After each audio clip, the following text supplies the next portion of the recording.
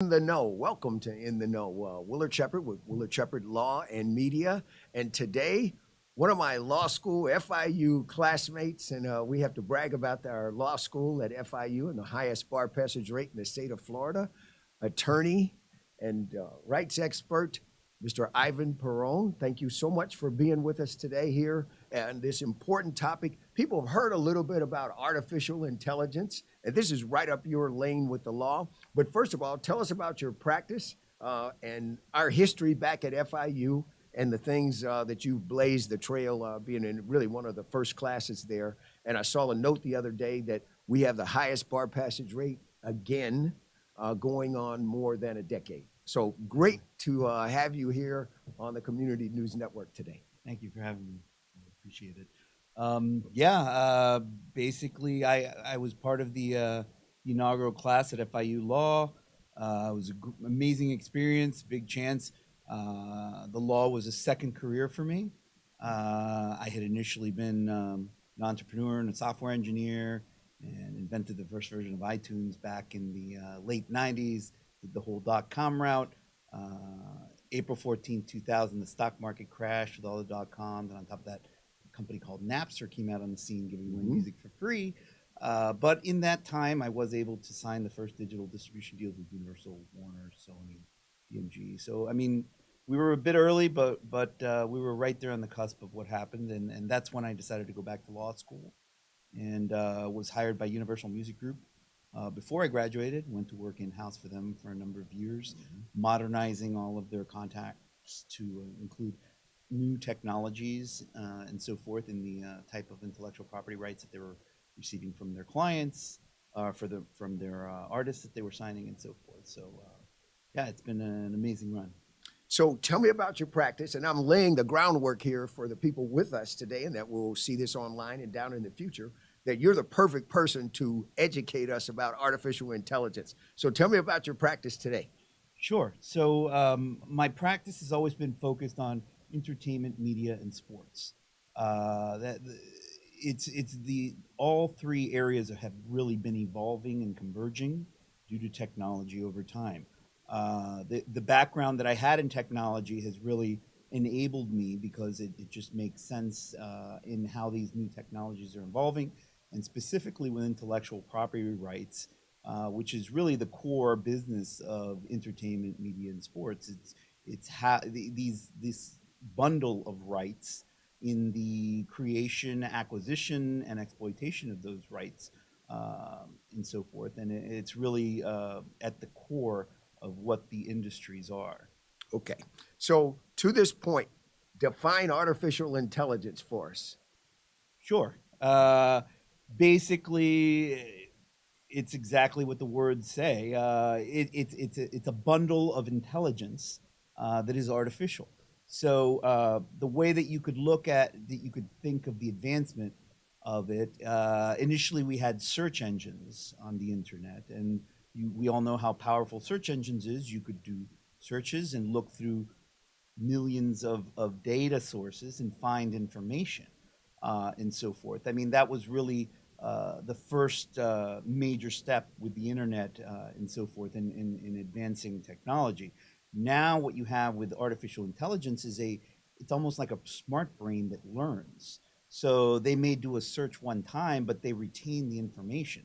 So the next time you ask an artificial intelligence entity a question, it doesn't necessarily have to go out. It has the brain power of hundreds of humans versus a single individual. And the real power of artificial intelligence is its ability to process through millions of quantities of data and make split-second decisions. That's really where it surpasses the abilities that a human has to use their mind. Well, speaking of those comparisons, Mr. Pena, let's roll the video here of something that will take people back for a while, but it'll kind of take us into this realm.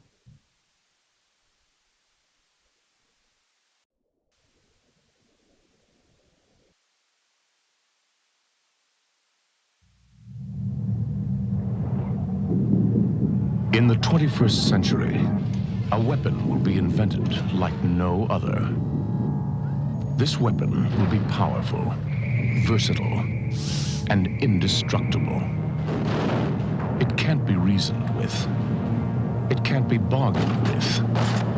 It will feel no pity, no remorse, no pain, no fear. It will have only one purpose: to return to the present and prevent the future. This weapon will be called the Terminator. You're dead, honey.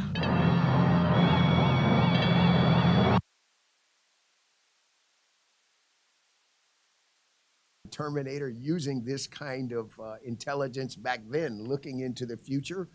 Future is now. What is happening with artificial intelligence? We'll use the music industry first. Let's talk about that there, and so much of our music that we're downloading and streaming and these types of things. Where is artificial intelligence in this realm, and what does it mean to the artist today? Sure. So people don't really think of it this way, but artificial intelligence has been used within the music industry in particular for quite some time.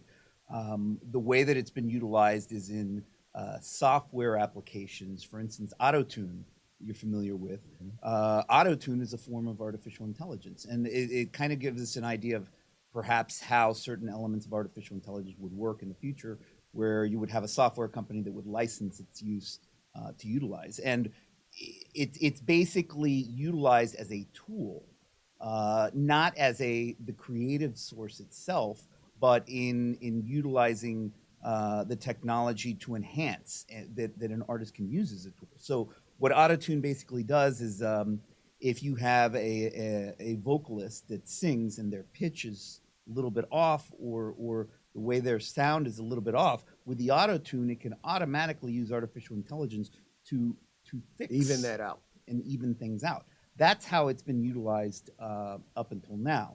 And the Copyright Office actually gave us a little bit of guidance a couple of months back on whether artificial intelligence, whether you can copyright something, because initially there was a complete ban, because the understanding is to register a copyright in the United States, it requires a human to be involved. We learned that from the old monkey photo case that was a couple of years back, where you had an incident where a animal photographer in the UK had set up a camera to take photos, and a monkey picked up the photo and took a selfie of himself. And so the gentleman, the photographer, put out a book, and then he was actually sued by animal rights organization representing the monkey, saying the monkey owned the copyright in the book that he had utilized. At the end of the day, the way that it worked out is, they said you need a human involved to be able to register a copyright. Now, what the guidance that the Copyright Office gave us a couple of months ago was it depends on how the artificial intelligence is utilized. If it's used as a tool, like for instance, an artist with a pen that utilizes the artificial intelligence as a tool in the creation and part of the creation, then that can be registered as a copyright. But if an artificial intelligence creates the work 100% without any human intervention, that's where they draw the line as far as allowing you to protect and register it. For the vast, vast majority of us that are not involved in the copywriting areas of this, but enjoy music and want to go see live music and want to be able to, in essence, pay what we're paying for, get what we're paying for. In the big picture, how is this impacting that? I have, I'll just say no musical skills. But if I was able to program something, I could come up with something here in the studio that would, be able to go out there and sell. But that's without any skill set. Sure. So what do you have advice for us, those of us that are listeners, that are really the consumers in this area, to make sure we're getting what we pay for, and we don't show up at a concert and go, wow, is that the same person? Yeah, it's music is tricky, and intellectual property music has evolved over time based upon the way music used to be created. The law is always the slowest thing to catch up with technology. And the way, so let's take, for instance, the Drake and the Weekend tracks that came out recently. Every song actually contains two copyrights. One copyright is the sound recording, which is the voice of the artist that you hear on the song and what you hear on the radio. The second copyright is the underlying composition in the lyrics, the sheet music. Both of those sets of rights, it's a bundle of rights, is what actually creates all of the rights involved with music.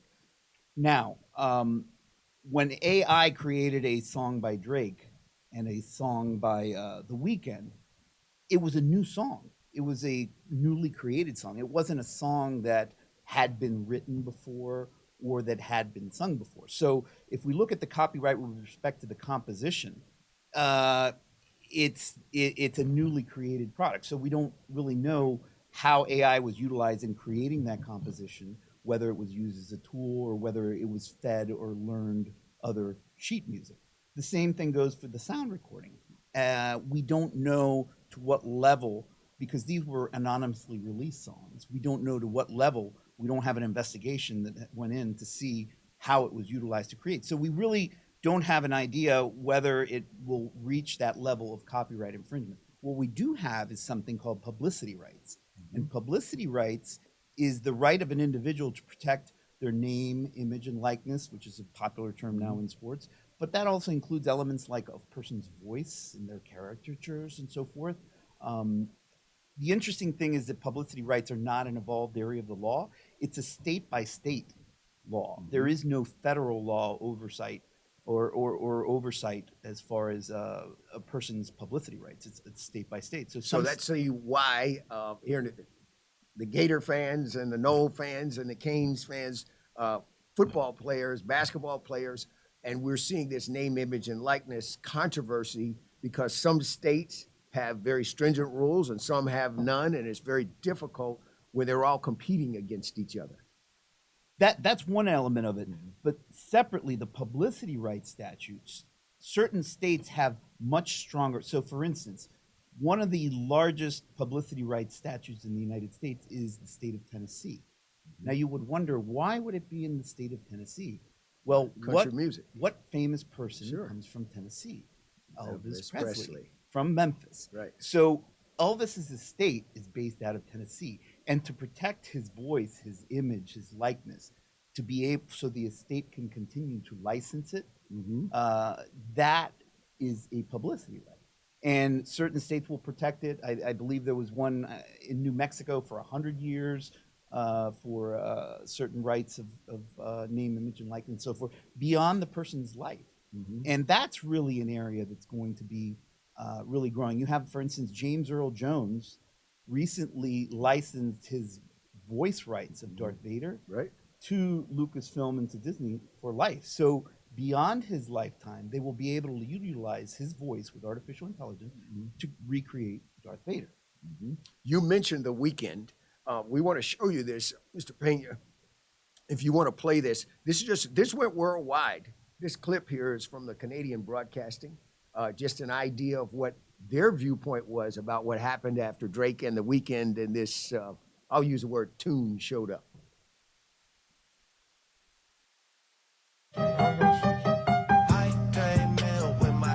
At first, it's quite convincing. Creator Ghostwriter977 claims the song is AI generated. Artificial or not, it quickly generated real numbers, over 600,000 streams on Spotify, before Drake's label had it pulled. There was just something about it. But it was good enough to fool this music journalist. Give me your thoughts when you first heard this, Jacques. I think this was one of the first times where I truly felt that I was losing my grasp on reality because it really sounds very legit. We are vastly approaching to this uncanny valley where experts are saying, wow, that sounded real. In the lay terms, I call this cheating. And what do you say? Well, it opens up a very, all of creativity comes from inspiration. All of music, book authors, book writing, everything. People are inspired by things, and sometimes it's things from the past. But how far can you use inspiration before it becomes copying? That's the big question that is being brought forward. I mean, we look at Ed Sheeran, just won last week, his lawsuit that they were claiming that it was the Marvin Gaye song that they claimed that it was too similar and in copy, and he won that suit. But a couple of years back, there was another lawsuit over a Marvin Gaye song where they lost, which was a big deal within the music industry. So this elements of where is it, at what stage is it copying? If the artificial intelligence learns by listening to all of the songs of all of these artists and learns how the voice sounds and learns how the music sound from the songwriter, and then just starts to copy it, where is the line drawn? Where is it an infringement or not? And that's really where the law is really grappling with this new technology. What about the written word?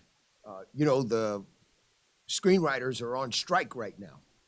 So if this is a player across the board, what says that the next set of producers in their writing can basically push them to the side and use this kind of technology? Is that possible? Is that something down the road that is coming or is already here? Sure. I mean, it really is, in a sense, already here. If you look at the technologies that are available, there's even a plugin called Ghostwriter for Microsoft Word that you can plug into Microsoft Word, and it plugs right into ChatGPT. You can say, okay, write me a business plan for XYZ, or write me a script using this and this and this, and it will start generating it. And that's to the industry in general, because I mean, what the Writers Guild of America is, it's a union that protects the interests of writers. So if you have tools now that can be utilized to decrease the number of hours of work on a film by a screenwriter, or to actually eventually eliminate them completely, that's a threat. And that's really, in a sense, what they're looking to find some kind of a common ground or something that would protect the artistry and protect the writer in general from the union standpoint across the board. For people who are watching, who have kids who are in school, the academic side of this, and or the kids themselves watching, what says or what protections are in place, if any, at this point, of you give a homework assignment and it turns out that, hey, the smart way to do it is to let the artificial intelligence do it? It's true. And there are tools now that will allow you to kind of figure out whether it is artificial intelligence. But my approach, and I'm an adjunct law professor. I teach entertainment law and sports law. This semester I'm teaching entertainment law, in fact. And for the final exam, I actually encourage my students to use ChatGPT. It's an option for them. And if they do... Let me interrupt you one second. For our audience that doesn't know what that is, educate us about that part of it. Sure. So ChatGPT is the most successful, the one that's brought all of this media attention so quickly, which is an artificial intelligence system where you can ask it questions and it will generate content based upon your questions. Now, it's still a little bit in the growth stage, but it's getting smarter and smarter as we go. So what I allowed my students to do was to utilize this to write their paper. However, they had to write an additional several pages explaining, number one, that they used ChatGPT and how they used it. What were the prompts that they requested in creating or generating the content for them? So use it more as a learning opportunity, as long as they explain and they express how they utilized it. What, if any, concern do you have about that? And I'm just going to say about it, aborting the actual rudimentary school process where our young people, even at the higher learning level, actually learn the fundamentals of doing something instead of basically bypassing all of that using this artificial intelligence? Well, it's really going to become more of, how we measure an A paper versus a C paper. I think that's going to change, because I mean, if ChatGPT can fill in a lot of the time in writing a paper. It may bring students, if everyone's using the same system, it could kind of create everyone around the same level. So there's got to be something that's going to create or distinguish between an A paper or a C paper, and that's only going to come from the student themselves. At least at this time, there's certain limitations, and only so far that you can utilize this technology. Eventually, it has to be the student and their mind and their analysis that comes into their writing. We'll have some fun with this. You're a sports expert as well, and we're fortunate enough here in South Florida right now. We have our hockey team, the Panthers, won again last night, 3-0 now in the games, up on the Toronto Maple Leafs. And our Miami Heat is actually playing against the Knicks tonight, up 2-1 in the series. Using this kind of artificial intelligence, could Eric Spoelstra, if he loaded in all a certain number of statistics and the heights and weights and all of these things of all the players, how could this benefit the Miami Heat? This kind of technology, can it be used for something like that? Most definitely. In fact, I am leaving this Wednesday to go to the annual conference of the Sports Lawyers Association that we're holding in Los Angeles this year. And I'm actually the one of the board members of in November, we're going to be doing a fall symposium specifically on artificial intelligence and the sports world. And there's several different areas of the sports industry where artificial intelligence can assist. One is obviously in the recruiting and the drafting system, where it can take all of this data and create. You can really focus on what types of players you're looking to draft in a draft, not only based upon the player statistics and so forth, but you can interact that with your team and how you've planned out your team and all the players that you are already members. Let me play general manager for a second, because you know how much from playing sports my whole life and how much I love sports. Are you saying that, for example, since we're not far from the Canes campus, that if the Canes actually loaded in over the last 20 years, their best cornerbacks all were 6'2", and they weighed 195 pounds. They didn't weigh 215, they didn't weigh 165. And you had that data, and those players ended up being drafted in the first 3 rounds of the NFL. That if you loaded that kind of thing in there, it would tell them, hey, look, kid might be great, but he's 5'10". No, we want the people that have this set of genetics and height, weight, some other, many other factors. Sure. Address doing that, in essence, building this in the sports world to have a successful organization. Sure. It's definitely, again, its ability to an artificial intelligence entity, its ability to review data and pick up on trends that a normal human couldn't pick up just by their eye. They have to process large amounts of data very quickly and come up with this analysis and come up with responses.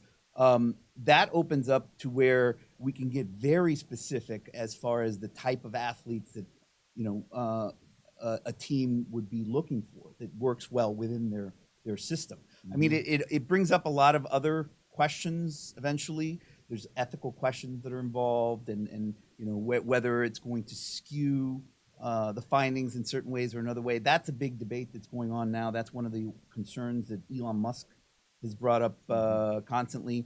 Who is going to determine these guardrails of artificial intelligence and where the limitations are as far as the response that an artificial intelligence system can provide you? What guardrails do you think should be there?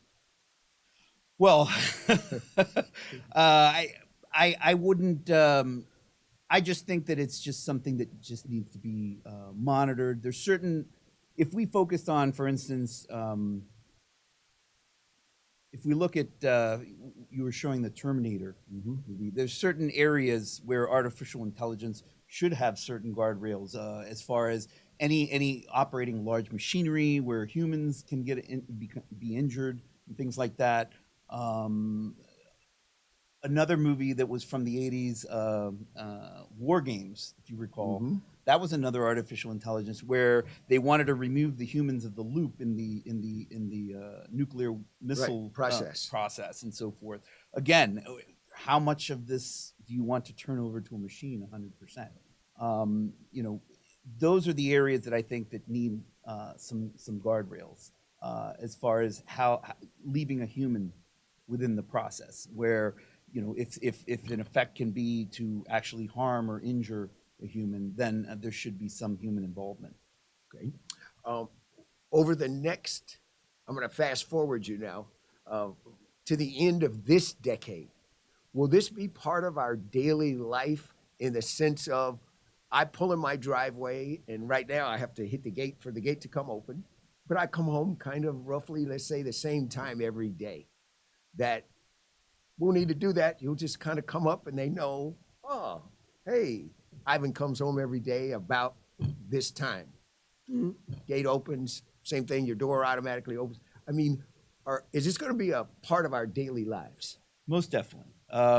You're going to see, it's something that, it's an element that seeps into it can seep into every part of our lives. And that's why Elon Musk kind of wants to, you know, slow things down and create some kind to understand it, because it can happen so quickly. I mean, if you look at the internet, how ubiquitous it is in our lives now, just to allow artificial intelligence to take over so many elements. Like, for instance, Alexa in our homes, which is an early type of AI, but, you know, there's still some kind of human interaction. But now, you know, when it can see when your phone comes home and it'll open the gate for you, now it'll kind of know that you're going to be arriving at home. It sees your car, where it is, you know, it can judge where you are. All of this information, we're as humans, we're generating so much data and so much information nowadays. And that's really where AI excels at, reviewing all of this data information. So it's going to play a very integral role. It's just a question of how quickly it's going to get there. And I don't think this is going to be, typically technologies take 15, 20 years to really get into our society. It's a lot faster now. I think this is more like a 5-10 year where we're going to see serious use within our daily lives. At the end of the day, however, there is a human element. We were talking about the Heat's basketball team. They have more non-drafted players on their team that have made it this far in the playoffs than any team. You know, that players that weren't at the very top, that didn't fit the mathematics. So at the end of the day, the human factor, what I call a person's motivation, their drive, all of those types of things can make the artificial intelligence incorrect in terms of the statistics and data. And I think that's something that we all need to still consider, that there is, sorry for Dolphin fans and all of us, but there is a Tom Brady out there that nobody thought would do any of this. And that's something I think we all need to consider. Yeah, unless there's a way to quantify that data or that element, which only a human as of now can recognize that. Yeah, there's always those factors that will not be taken into account, and that's where the human still is the best at serving. Tips for parents when you talk about this being an educational realm for them and their kids, very quickly, as to what should parents look out for and use this to help their kids, but also making sure it's not being overused. Yeah, where it's really going to, where it has an opportunity to really be utilized in a sense that could be dangerous, is marketers are going to be using this. And whereas they already kind of know where our children are on the internet and what they're doing and so forth, but I mean, this is going to take it to a whole different level, where they can really, this computer can instantly analyze and respond in an instant. So for instance, if you look at my son, for his birthday, we'd gotten him the PS5, the virtual reality headset, and it has it reads your eyes, your pupils, and the game automatically will adjust based upon where your eyes are looking. So if you're playing a game that There's a scary game that you can play where you're behind a corner. If your eyes look, it can suddenly put a scary object here. So the second you look back, it reads your eyes and it can monitor this stuff. That's really at the end of the day, we got to observe what data is being gathered and how AI is utilized in analyzing and responding to it. Ivan, thank you so much. Appreciate for all your expertise here. We certainly want you to come back as time goes by, and obviously with this technology, it's going to run really quickly. So you are now in the know when it comes to artificial intelligence. God bless. We'll see you